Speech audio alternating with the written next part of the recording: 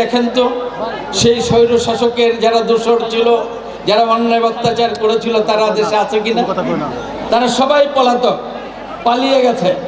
কেন পালিয়ে গেল? 16টি বৎসর স্বৈরাচারী শাসক বিএনপি, জামাত এবং অন্যান্য গণতান্ত্রিক আন্দোলনরত দলের নেতাকর্মীদের বিরুদ্ধে অসংখ্য মামলা করেছে। আপনারা জানেন, মিথ্যা মামলা দিয়ে আমাদেরকে এলাকা ছাড়া করেছে। তারপরেও আমরা আদালতে হাজির হয়েছি, জেলে গিয়েছি, জেল থেকে মুক্ত হয়ে এসেছি, আবার আন্দোলন করেছি, আবার মামলা হয়েছে, আবার জেলে গিয়েছি, কিন্তু কখনো দেশ ছেড়ে আমরা পালিয়ে যাই।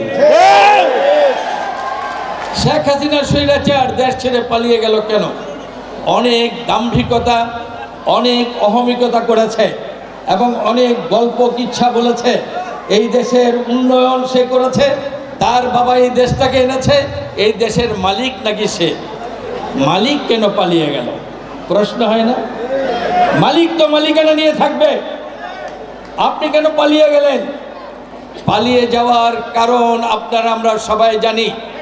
আজকে যে উৎসব মুখর এই যে জনসভা, এই জনসভায় বলে দেয় যে কেন তারা পালিয়ে গেছে।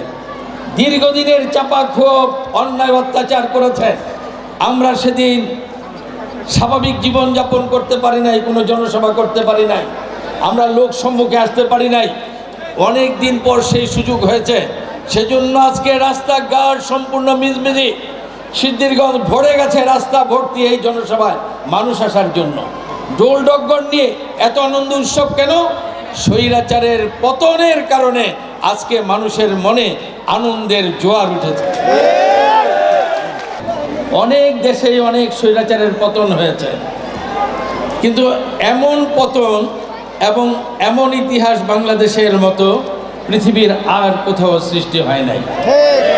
স্বৈরাচারী শাসক পতন হয়েছে, সে নিজ ইচ্ছায় দেশ ছেড়ে পালিয়ে গেছে।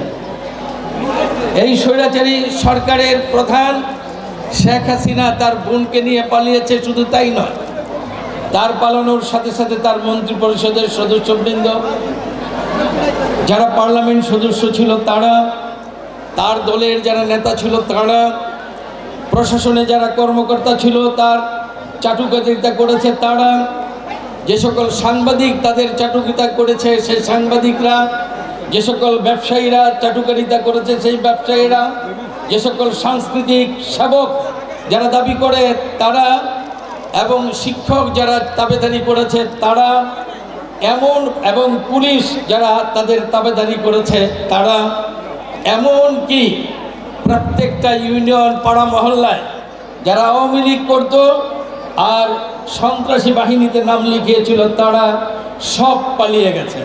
হয় দেশ ছেড়ে পালিয়ে গেছে, না হয় এদেশে আত্মগোপন করেছে। পৃথিবীর ইতিহাসে এমন নজির নাই।